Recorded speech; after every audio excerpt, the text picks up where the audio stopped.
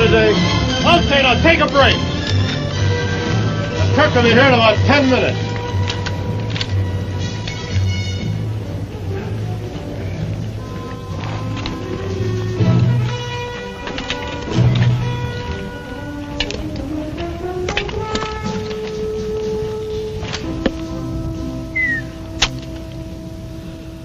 Boy, I've had it. Say, Sergeant, you take this reserve training pretty seriously, don't you? We have you men here for 2 weeks, so we make the best of it, see? Yeah, I see, but I don't know why we keep training with rifles and grenades and things when everybody knows that this push-button warfare is right about here. What with hydrogen bombs, maybe even bigger bombs. What about these nuclear warheads and guided missiles? That makes holding onto a rifle seem pretty futile, doesn't it? That just proves you don't realize that the ultimate weapon in any war is the infantry.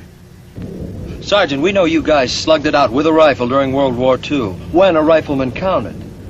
But a war of the future, why, the infantry will be as antique and as obsolete as the horse cavalry. You think so, huh? Yes, I do. All right, then. You answer this question if you can. Supposing that war you mentioned does come along, and supposing nuclear warheads are used, then what? Then what? Well, then it's all over, isn't it? Is it? What else is there? Somebody has to go in there and secure the area. Probably end up fighting for it with rifles. Now, who do you suppose is going to do all that? Well, you mean that... Exactly. The infantry. Now, that's why they call the infantry the ultimate weapon. Hey, how about that, you guys? We are pretty important.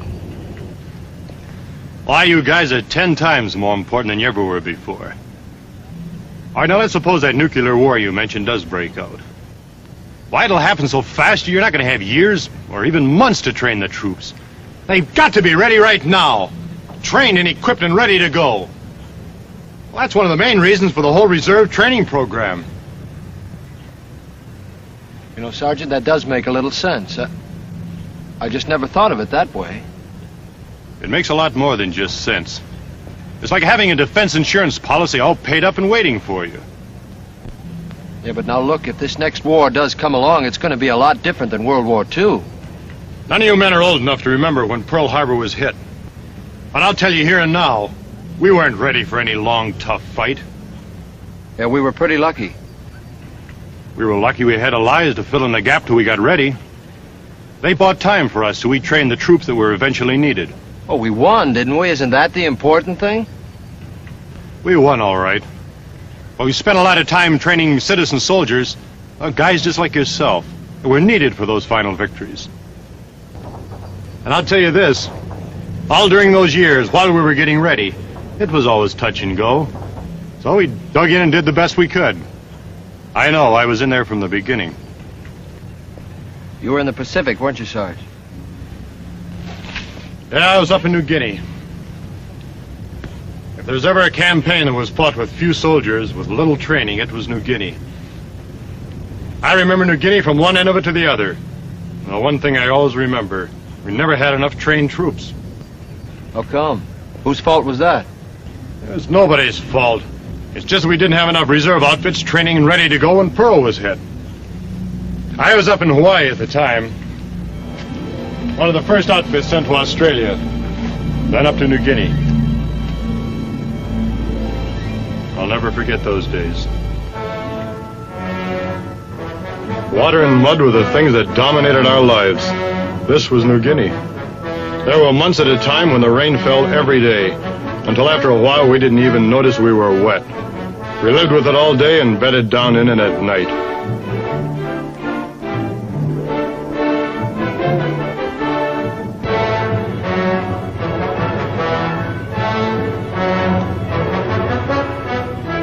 Yes, every time I see mud, I remember New Guinea. New Guinea is the second largest island in the world, situated directly north of Australia. By September 1942, the enemy had moved down from Boona to a distance 20 miles from Port Moresby. Our GIs were not yet in the battle, but the Australians were, moving up the famed and treacherous Kokoda Trail from Moresby over the Owen Stanley Mountains. Native carriers were a great help. The Aussies slowly pushed the enemy back over the Kokoda Trail, over terrain without roads or reason, never knowing where the enemy was concealed.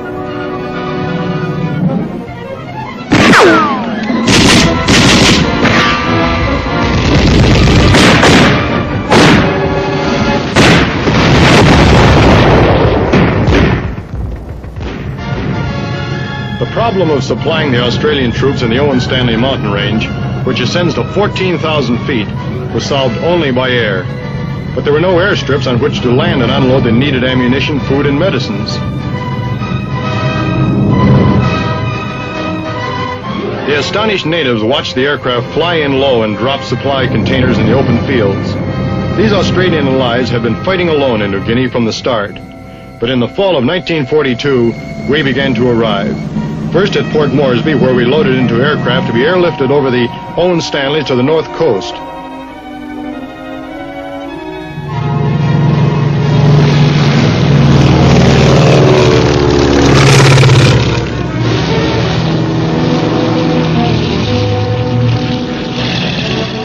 We landed on a strip the Australians had taken from the enemy a short while before.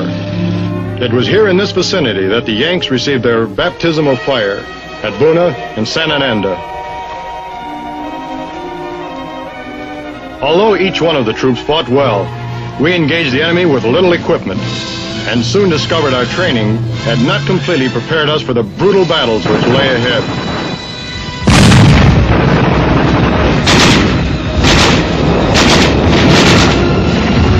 Sometimes we found ourselves with our backs to the sea, when the tide of battle would suddenly change.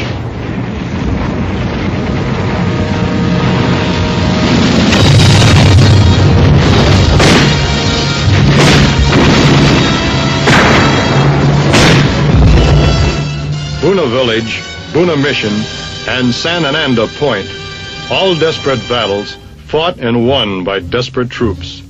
These first victories were secured as the new year, 1943, commenced. And we had a chance to look around at the scenery. It was downright attractive if you could concentrate on it, which you couldn't, because there were snipers everywhere. So we increased our patrol activities around the clock.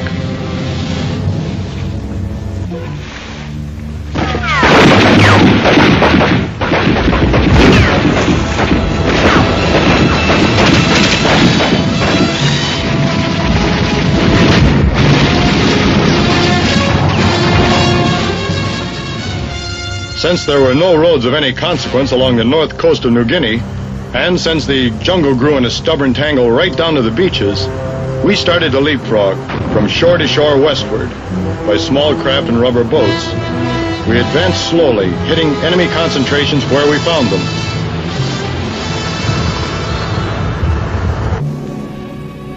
After losing Buna, the enemy loaded 15,000 troops into ships and headed for New Guinea and us.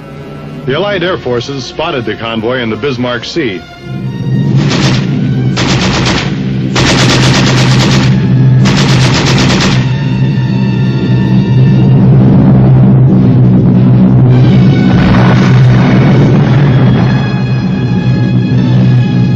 We sank every transport, and the enemy had 15,000 less troops in our area. The Air Force was also softening up our next objective, westward from Buna, the Lae-Salamaua sector.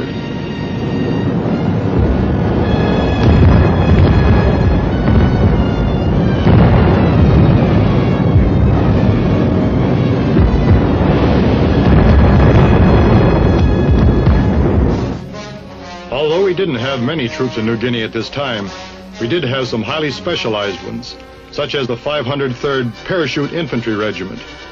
The jumpers were thoroughly trained in parachute techniques. They packed and carried what they needed for combat.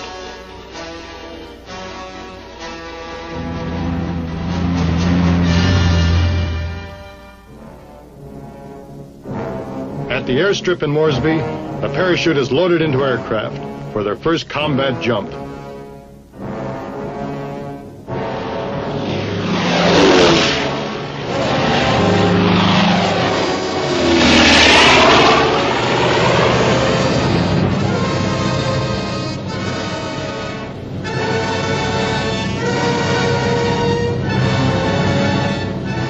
objective of the parachutists was to seize the airstrip in the Markham Valley, a few miles inland from Salamaua. A smoke screen was laid to deny the enemy observation of the drop zone.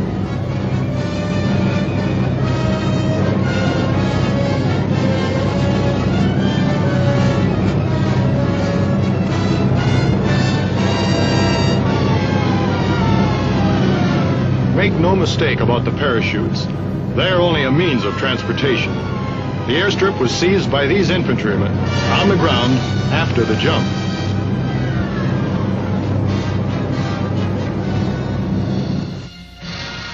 The Australians were continuing their push westward along the north coast toward Lae and Salamaua.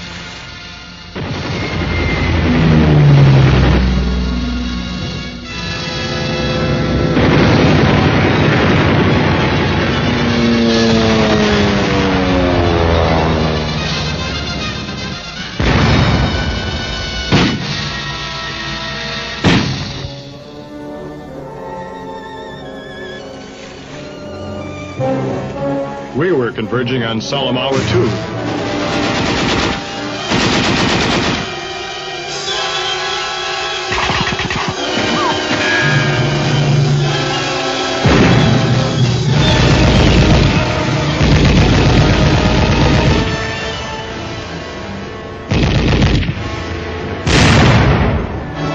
By September 1943, the sector was secured.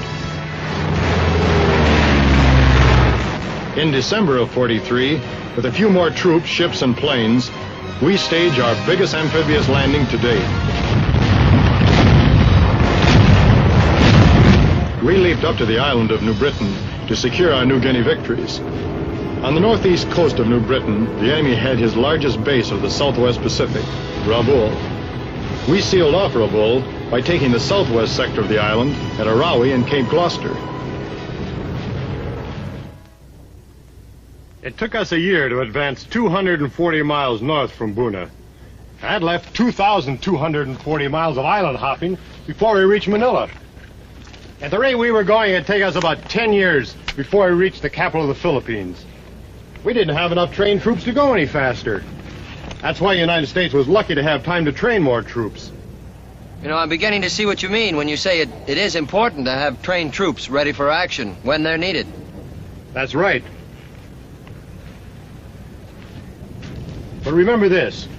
The few battles we had won in New Guinea by the end of 1943 were all actually won by the infantry. That ultimate weapon. Of course, the Air Force and the Navy did a great job. That's for sure. But it was always the man with the rifle that went in, took over, and secured the area. Well, by 1944, troops began arriving in New Guinea, trained, equipped, and ready to go. But these same troops were either green or non-existent 2 years before Pearl Harbor was hit. But by the beginning of 1944, they began arriving in the staging areas of New Guinea.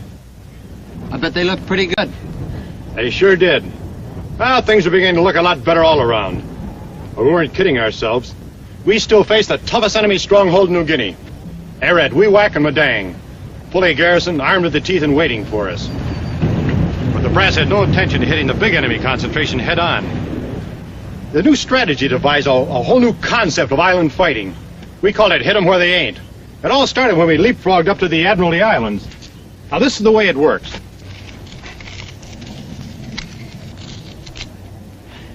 First, the Air Corps clobbered the enemy airstrip on Los Negros, a small island in the Admiralties.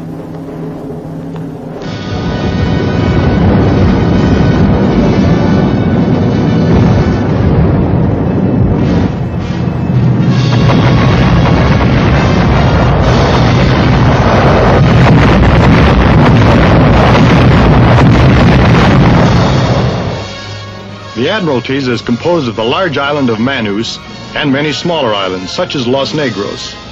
We needed the Admiralties to deny the enemy air bases from which to strike at our advance westward along the coast of New Guinea. But we couldn't be certain of the enemy's strength, so before the decision was made to invade Los Negros, we flew in a squad of Alamo scouts to reconnoiter and report back. These specially trained troops landed, looked around, and returned to New Guinea, unobserved by the enemy. The disposition of the enemy was reported as unorganized and inadequately prepared. The Air Force and Navy were sent in to soften up Los Negros for invasion.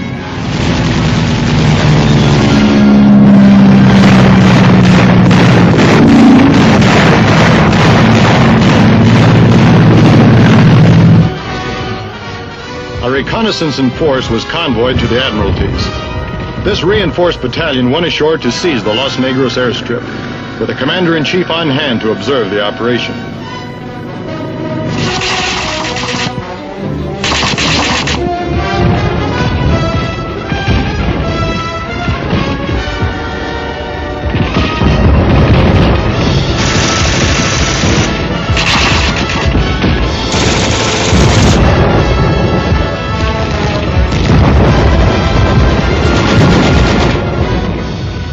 With the airstrip in our possession, we advanced our own air bases to extend our bomber range and to provide fighter cover for further operations. But the battle wasn't over yet. More troops and artillery were needed to overcome the enemy resistance.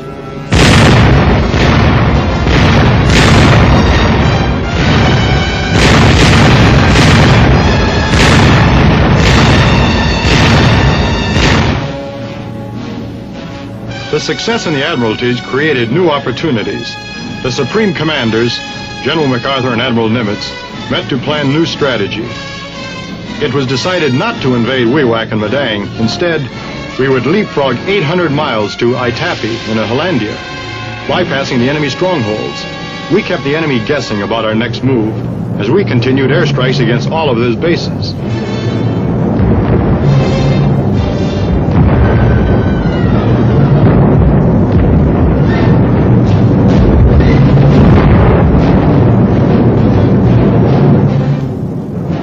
Would be the big prize with 3 enemy airstrips.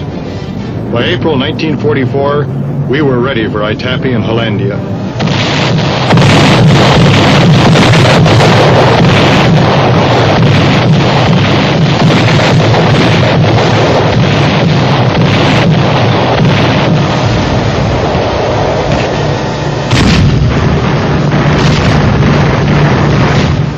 During an early morning in April 1944, we invaded Itapi.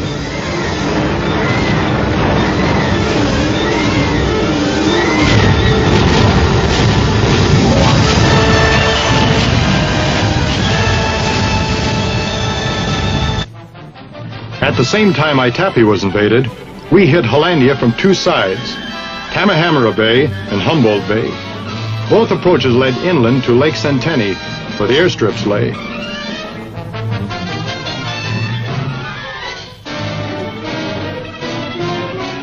Starting from the landing beaches, the terrain rose steeply, and the loose, wet underfooting made the ascent hazardous.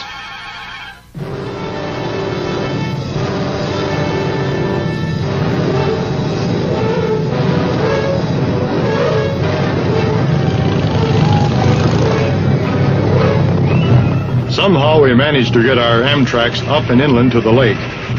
These armed water taxis were a welcome sight after climbing the jungle-encrusted slopes up to the lake, and we rode for a change to the enemy positions.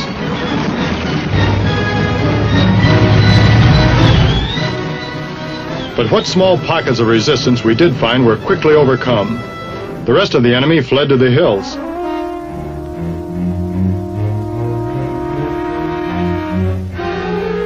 We surveyed our prize, the 3 airstrips, littered with enemy aircraft which would never again attack us. This Hollandia operation was a classic example of the new strategy. Bypass the enemy strongholds and hit them where they ain't. We had bypassed the huge enemy naval, air, and army bases at Wewak and Madang. We kept moving fast. We leapfrogged up to Arara, then secured a small island offshore and placed our artillery and commenced firing at Wakti Island.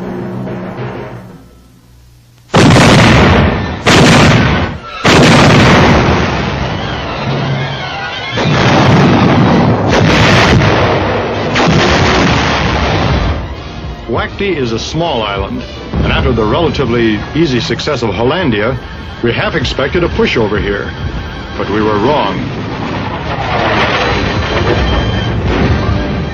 There was no room to maneuver. We hugged a narrow strip of beach. but the enemy dug in solid coral, fortified and looking down our throats.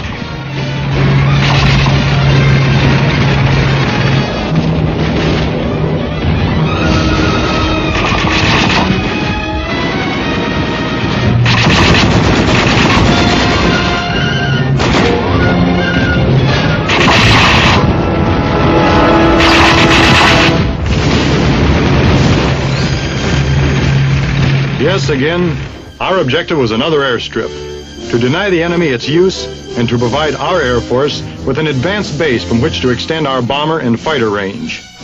Even before the fighting was over, our combat engineers were getting the strip in shape for our fighter aircraft. 12 days after we hit WW2, another task force hit Biak, a larger and more strongly fortified island.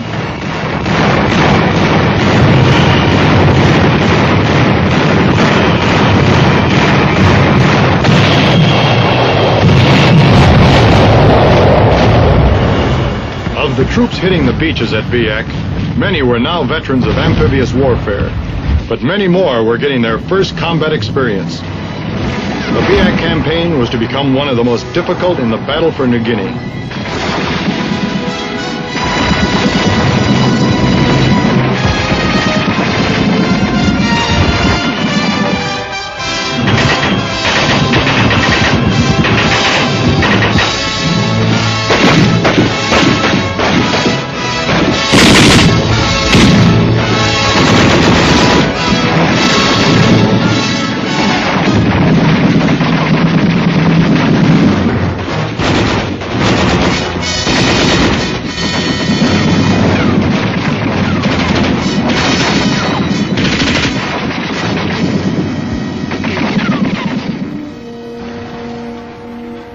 For the aerodromes on Biak, we had paid a heavy price. It was a necessary price. But nevertheless, we were sobered by the number of gallant Americans we had to leave behind. Wherever we were, there was also our ever-present companion, rain, keeping us in a wet and soggy embrace. From a staging area at Moffin Bay, another task force started out for Sanzapor on the westernmost tip of New Guinea. Preceding the landing, the Air Force and Navy worked the area over.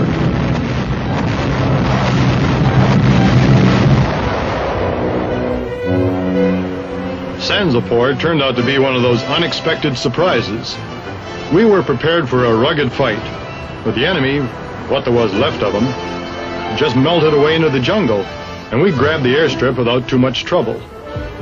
So here we were at Sanzapor. We had sealed up New Guinea, trapping an estimated 150,000 enemy troops with no chance of escape. They could either surrender or starve. New Guinea was ours.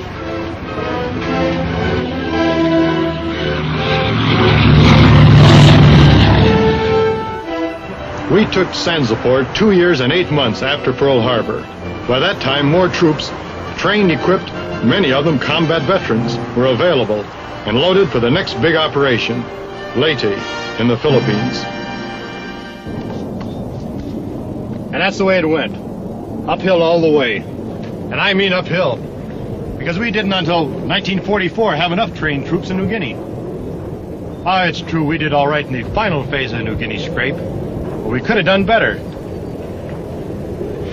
We don't want any more battles like New Guinea. That's all behind us now. I see what you mean. I hope you do. Because that's exactly why we have you men here training now. To be ready just in case anyone does blow the whistle. Well, I don't mean just for nuclear wars, but any brush fire conflict that may come along. Like Korea. That's right. This reserve training program shows any aggressor that we mean business. And that's exactly why we mean business during your 2 weeks here. Okay, here comes the truck. Let's go. On the double.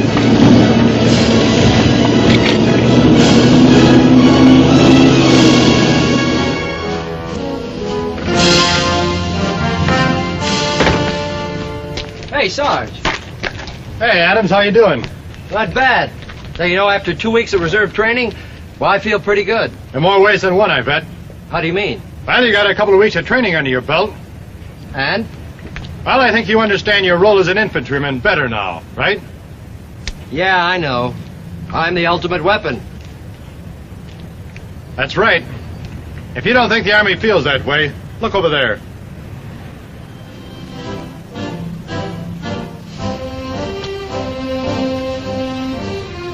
Hey, let's take a look.